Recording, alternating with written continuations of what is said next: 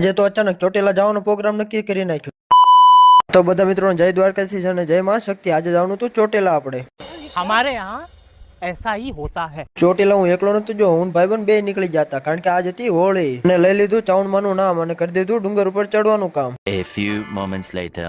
ચડી જતા ડુંગર ઉપર અને કરી લીધા માં ચાઉંડમાના દર્શન. હાલો હું દર્શન કરી લઉં, ત્યાં સુધીમાં તમે પણ દર્શન કરી લ્યો. તમે આ લોકેશન ઉપર ક્યારે ફોટા પાડ્યા કે નહીં કોમેન્ટમાં કહી દીજો. અને આજે હતી હોળી એટલે હતી બહુ ગળદી.